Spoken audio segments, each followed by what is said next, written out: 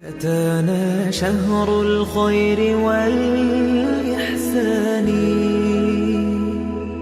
بفضل الله نور في الجنان نصوم نهارنا حبا وشوقا ونرجو العفو من رب الأمان. کچھ اخلاقی امور ایسے ہیں جن کو اللہ تبارک و تعالیٰ نے قرآن مجید کے اندر بڑی صراحت وضاحت کے ساتھ بیان فرمایا ہے. یہ وہ اخلاقی رویے ہیں جن کو اللہ تعالیٰ بڑا محبوب فرماتا ہے. انہی قرآنی اخلاق میں سے ایک اہم وصف ہے انسان کا کہ وہ اپنی طبیعت کے اندر برداشت رکھتا ہو. عدم برداشت ایک اخلاقی عیب ہے جو نہ صرف یہ کہ سوسائٹی اور ماحول اور معاشرے کے اندر پریشانی پیدا کرتا ہے بلکہ جو لوگ اس عیب کا شکار ہوتے ہیں وہ خود بھی بڑے بے چین بڑے بے قرار اور مضطرب رہتے ہیں. ذہنی تناؤ فکری انتشار اور طبیعت کی بے چینی ان کا مزاج بن جاتی ہے. قرآن مجید فرقان حمید نے ارشاد فرمایا والکاظمین الغیظ والعافین عن الناس. فرمایا جو لوگ غصے کو پی جائیں اور لوگوں سے درگزر کریں. واللہ یحب المحسنین. فرمایا یہ وہ نیک لوگ ہیں جن سے اللہ محبت فرماتا ہے. یہ نہیں فرمایا کہ انہیں غصہ نہیں آتا, یہ نہیں فرمایا. غصہ آتا ہے. غصہ نہ آنا بذات خود ایک عیب ہے, لیکن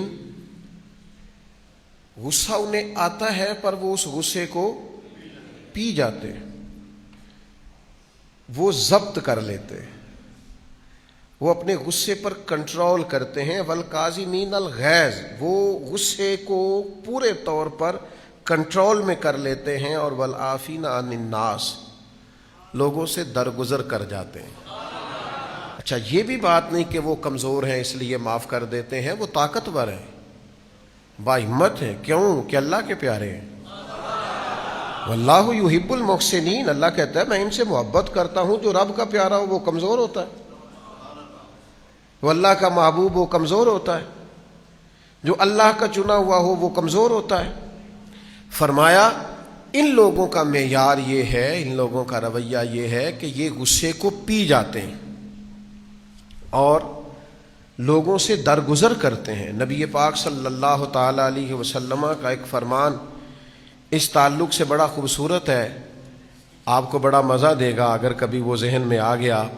اللہ کے حبیب علیہ السلام فرماتے ہیں جو آدمی غصے نکالنے کی قدرت رکھنے کے باوجود غصہ پی جائے,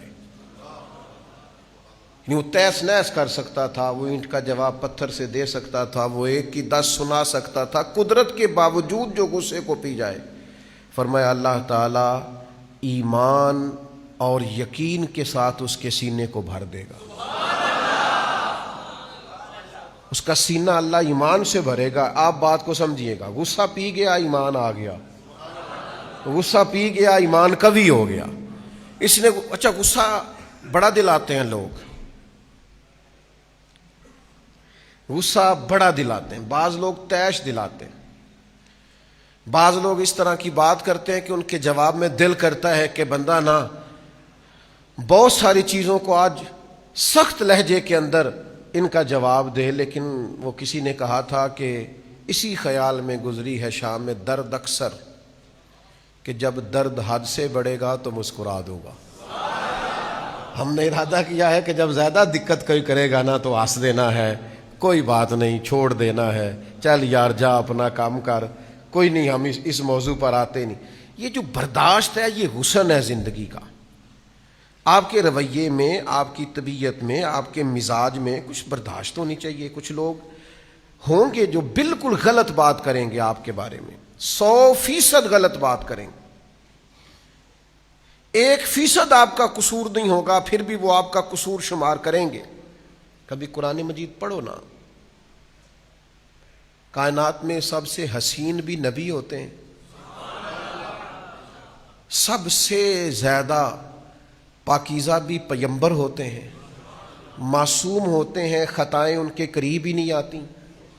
اللہ کے نبی عالی نسب خاندانوں میں پیدا ہوتے ہیں، اور قوموں کے سب سے زیادہ خیر خواہ بھی نبی ہوتے ہیں۔ لیکن آپ قرآن مجید پڑھیے، لوگ کیا کہتے تھے؟ معاذ اللہ، یہ تو جادوگر ہیں، یہ تو شاعر ہیں۔ یہاں تک کہتے تھے کہ معاذ اللہ آپ ہی کو پیغمبر بنانا جانا تھا، کسی اور کو کیوں نہیں بنایا گیا؟ لیکن نبیوں کے حوصلے، پیغمبروں کے جذبے، قومیں تنقید کرتی رہی، وہ ان کا بھلا کرتے رہے۔ سوسائٹی میں ڈھیر سارے لوگ آپ کو ایسے ملیں گے کہ لوگ ان کا بھلا کرتے ہیں، لیکن وہ سامنے والا جو ہے وہ تڑپ رہا ہوتا ہے، وہ تکلیف دے رہا ہوتا ہے، اس کا رویہ سخت ہوتا ہے۔ تو یہ عدم برداشت، اور پھر میں آپ کو ایک اور بات بھی عرض کروں، عدم برداشت کا مسئلہ عالمی مسئلہ ہے، دنیا کا مسئلہ ہے۔ بڑے ملک چھوٹے ملکوں کو برداشت نہیں کرتے، ان کو پسند نہیں آتا، یہ ترقی کر گئے ہیں، یہ تو ایٹمی طاقت بن گئے، انہوں نے تو فلاں فلاں مقام پر فلاں فلاں چیز کیسے حاصل کر لی، ان کے پاس یعنی برداشت نہیں ہے۔ اور ہمارے ملک کا قومی مسئلہ سب سے بڑا کہ عدم برداشت۔ ہماری اسمبلی پڑھے لکھے لوگوں کی اسمبلی، اور ہزاروں ووٹ لے کر ہزاروں لوگوں کے نمائندے بن کر اسمبلی میں پہنچنے والے لوگ جب ایک دوسرے پر جوتے پھینک رہے ہوتے ہیں، جب ایک دوسرے کا گریبان پکڑ رہے ہوتے ہیں، جب اسمبلی کے فلور پر ایک دوسرے کو معاذ اللہ گالیاں دے رہے ہوتے ہیں، تو پھر محسوس ہوتا ہے کہ یہ تو قومی مسئلہ بن گیا عدم برداشت۔ یہ تو رویے میں ایک دوسرے کو قبول کرنے کی اور ایک دوسرے کو برداشت کرنے کی ذرا برابر بھی لوگوں کے اندر قوت نہیں رہی۔ اور آپ عام روٹین میں رویہ دیکھیں، فلاں نوجوان نے خودکشی کر لی، کیا ہوا تھا جی؟ وہ جی ہوا یہ تھا کہ والد نے ڈانٹ دیا کسی بات پر۔ آپ اتنا بھی برداشت نہیں کر پائے کہ آپ نے فوری طور پر اپنی جان لینے کا ہی فیصلہ کر لیا؟ آپ نے اتنی بزدلی دکھائی کہ آپ حالات کا مقابلہ ہی نہیں کر سکے، آپ میدان میں کھڑے ہی نہیں رہ سکے، آپ کو تھپیڑے سہنا ہی نہیں آیا، آپ اتنے بزدل ثابت ہوئے کہ اپنی جان آپ نے لے لی۔ سب سے زیادہ مجھے زندگی میں وہ شخص بزدل لگتا ہے جو کہتا ہے جی میں تو اب سوچتا ہوں کہ اللہ تعالیٰ مجھے ایمان کی موت ہی دے دے۔ او بھائی، اتنے کمزور ہو گئے آپ کسی غیر کی دھرتی پہ رہتے ہیں، آپ اپنے رب کی زمین پہ بستے ہیں، اپنے مالک کا دیا رزق کھاتے ہیں، اللہ کی دی ہوئی زندگی گزارتے ہیں، اس قدر کمزور آپ کیسے ہو گئے؟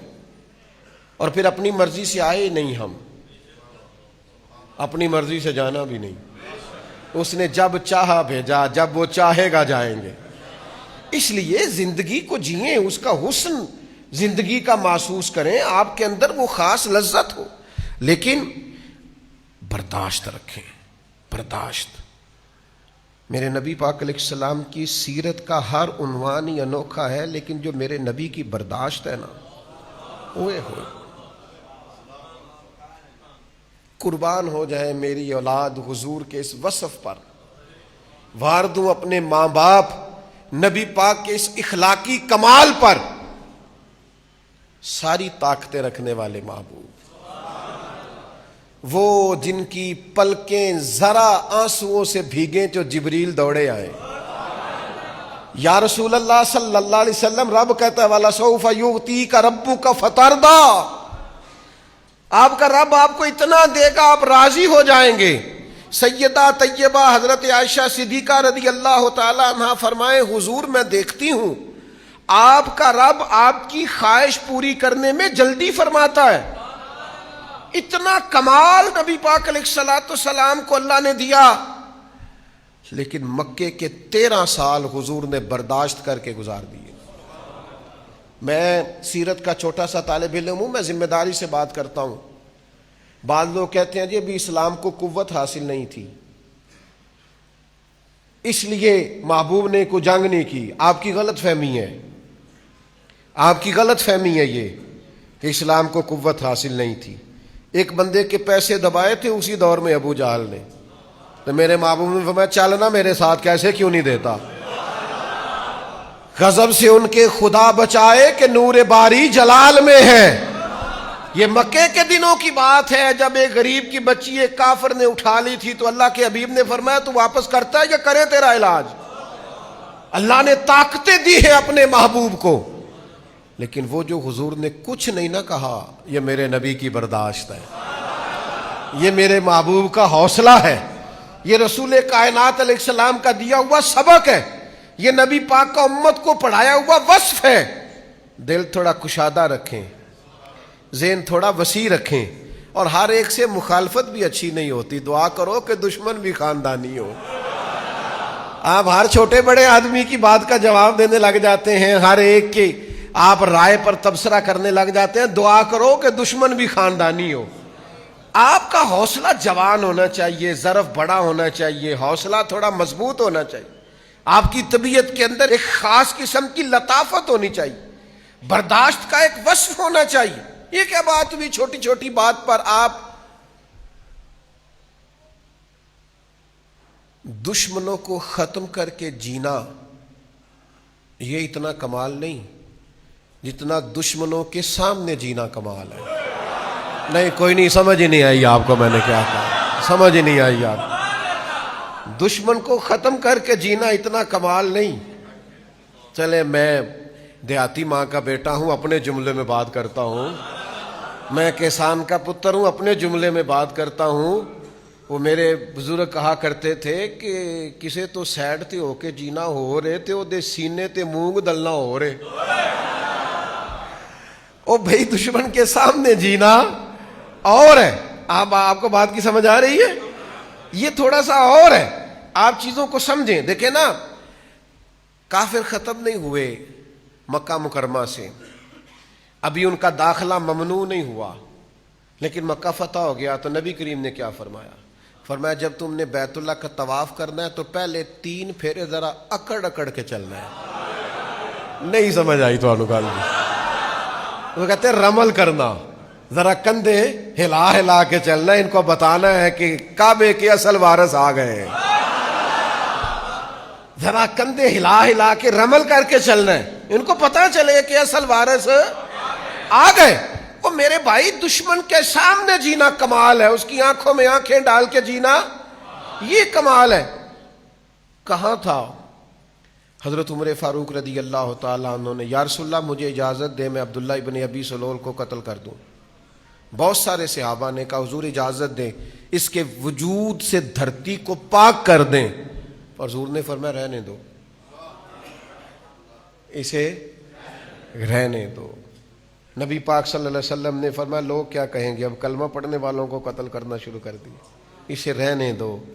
ہر آدمی کو اپنے حساب سے حکمت سمجھ آتی ہے, پر میرے محبوب نے کہا اسے رہنے دو, اسے دیکھنے دو مکہ فتح ہو رہا ہے, اسے دیکھنے دو غزوہ حنین میں فتح ہو رہی ہے, اسے دیکھنے دو, اسے ذرا دیکھنے دو ابو بکر کی ساجد آج کیا ہے, اسے ذرا دیکھنے دو میرے عمر فاروق کا للکار کیا ہے, اسے دیکھنے دو عثمان غنی کی وفاداری کیا ہے. اسے میں نے علی شیر خدا دکھانا ہے, اسے میں نے حسین اور حسن کی سیادت اور امامت دکھانی ہے. اسے دیکھنے دو ذرا, اسے جینے دو, یہ دیکھے ذرا اللہ نے کتنی شانیں عطا فرمائی. اذا جاء نصر اللہ والفتح ورأیت الناس يدخلون فی دین اللہ افواجا. اسے دکھانا ہے کہ کیسے فوجوں کی فوجیں اللہ دین میں داخل فرما رہا ہے. ایک وجہ مجھے یہ بھی سمجھ میں آتی, بھائی اتنی جلدی کمزور نہ ہوا کریں, سینے میں تھوڑی برداشت پیدا کریں, سینے میں تھوڑا حوصلہ پیدا کریں. تھوڑا سا نا آپ کے مزاج میں, کچھ لوگ نا فروعی مسائل میں اپنے حساب سے دین کا کام کرنے کا کوئی طریقہ بناتے ہیں کہ ہم نے اس طرح سے دین کا کام کرنا ہے. کچھ تبلیغ کا رستہ اختیار کرتے ہیں, کچھ تدریس کا رستہ اختیار کرتے ہیں, میں پڑھاؤں گا. کچھ تحریر کا رستہ اختیار کرتے ہیں کہ میں لکھا کروں گا. کچھ کہتے ہیں کہ میں خانقاہی رستہ اختیار کروں گا، لوگوں کو ورد وظیفے پڑھاؤں گا، عبادات پہ لگاؤں گا۔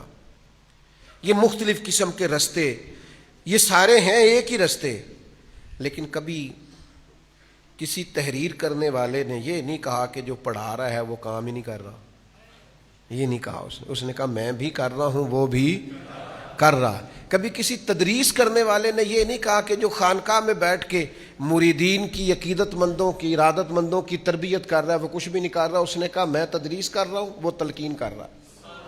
کبھی کسی نے کسی دوسرے کو متعون، لوگ ایک دوسرے کو قبول کرتے تھے، لوگ ایک دوسرے کو برداشت کرتے تھے، لوگ کہتے تھے مل جل کے چلنا ہے۔ امام بخاری محدث ہیں، فقیہ نہیں، انہوں نے فقہ اور اصول فقہ پر کام نہیں کیا، حدیثیں جمع کی ہیں۔ امام اعظم فقیہ ہیں، انہوں نے احادیث کو اس طرح جمع نہیں کیا، اگرچہ انہوں نے بھی کیا، لیکن امام بخاری نے یہ نہیں کہا کہ جو فقیہ ہے وہ ٹھیک ہی نہیں، نہ امام اعظم نے کہا جو محدث ہے وہ ٹھیک ہی نہیں، انہوں نے کہا ان کی بھی بڑی بات ہے، انہوں نے کہا ان کی بھی بڑی بات ہے۔ لوگ ایک دوسرے کو قبول کرتے تھے، فروعی مسائل میں برداشت ہوتی تھی۔ یعنی امام شافعی رحمۃ اللہ تعالی علیہ، میں بڑا عقیدت مند ہوں امام شافعی کا، کیا بات ہے امام شافعی کی، پر امام شافعی تو رفع دین سے نماز پڑھتے ہیں، وہ تو اونچا آمین کہتے ہیں، لیکن میں ان کا عقیدت مند ہوں، عقیدت مند ان کا ہوں، مقلد امام اعظم کا ہوں۔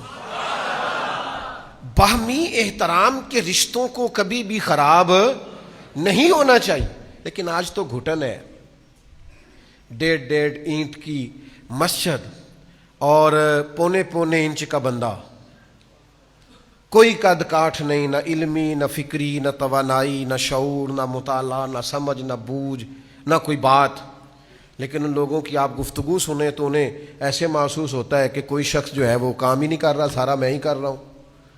ان کا خیال ہوتا ہے کہ کسی اور کو پتہ ہی کسی چیز کا نہیں۔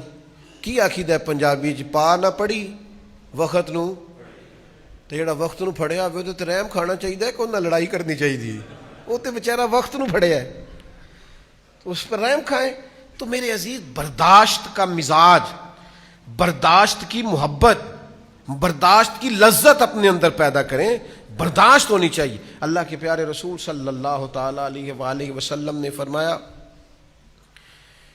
بڑے گھونٹ ہیں جو انسان پیتا ہے، بڑے گھونٹ ہیں جو انسان نگلتا ہے، لیکن فرمایا اللہ کو بندے کا سب سے زیادہ وہ گھونٹ پسند ہے جو وہ غصے کا گھونٹ پی جاتا ہے۔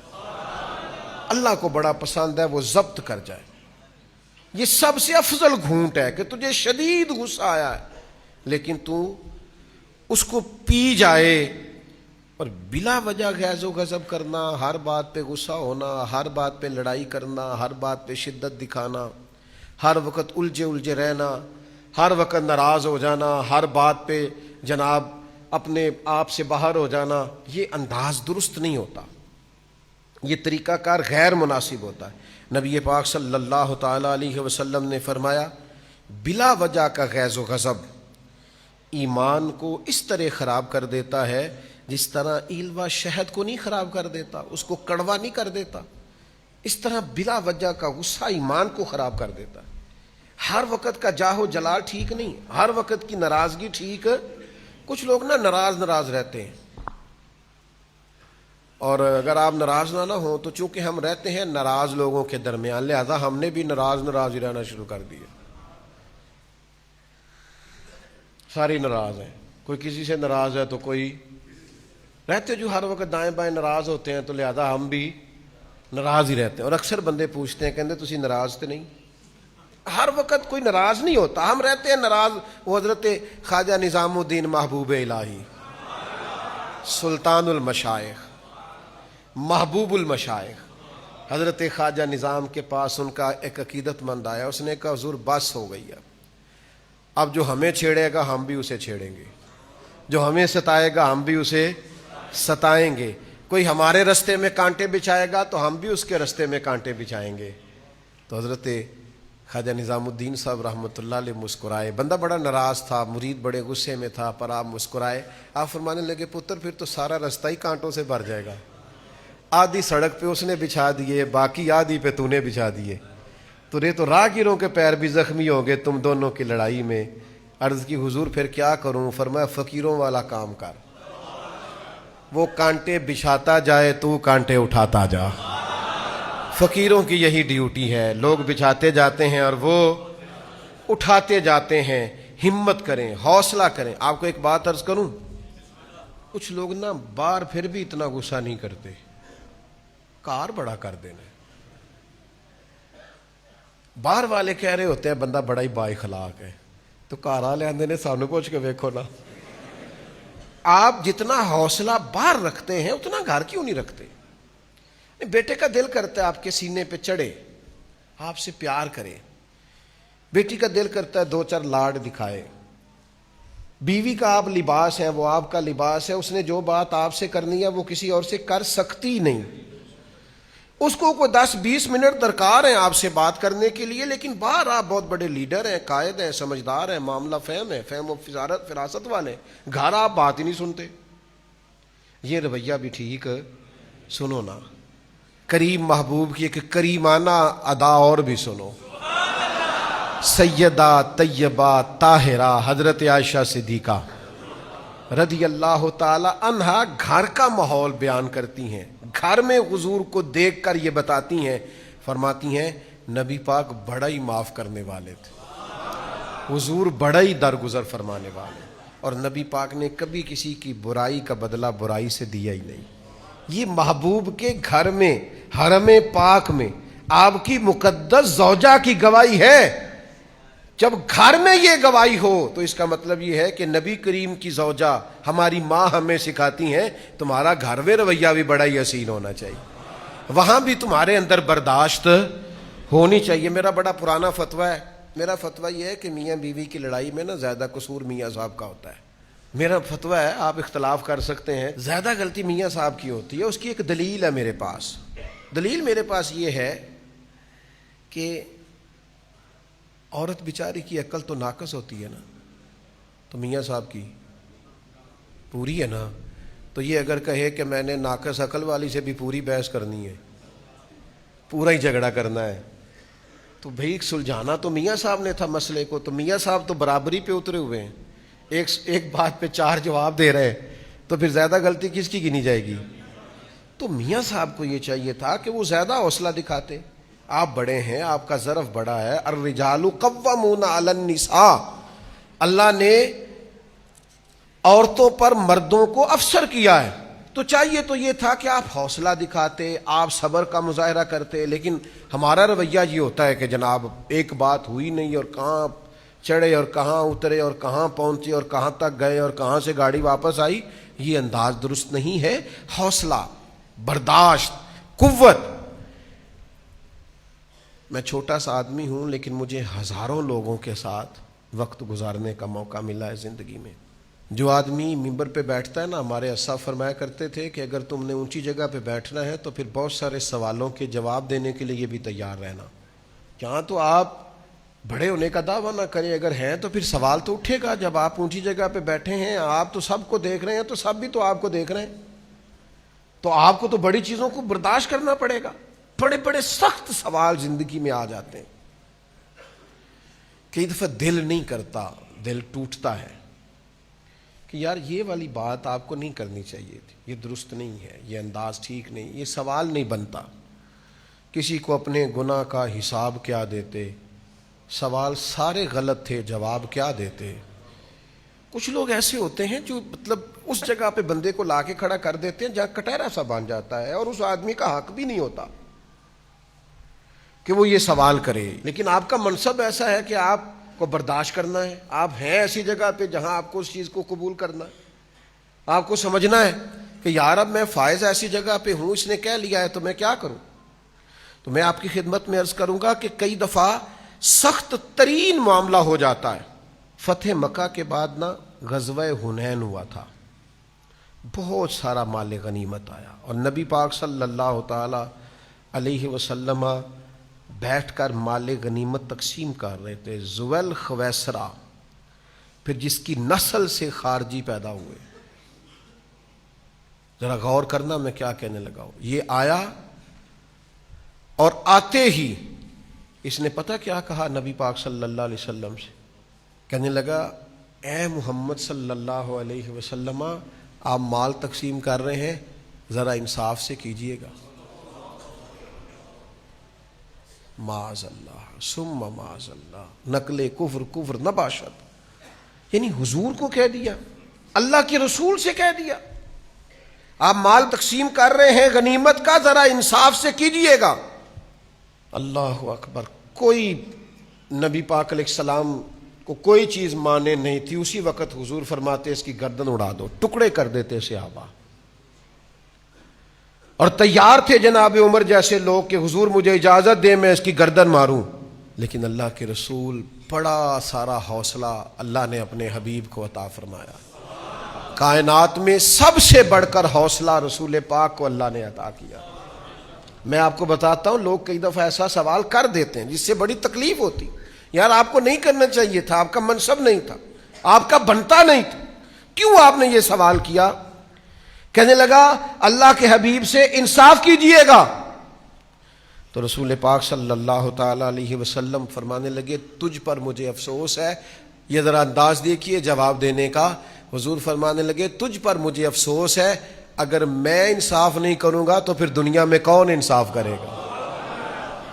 یہ تو منبع ہے انصاف کا، یہیں تو انصاف کے سوتے پھوٹتے ہیں، یہیں سے تو لوگوں کو انصاف کرنا آتا ہے، تو اگر میں ہی نہیں کروں گا تو پھر انصاف۔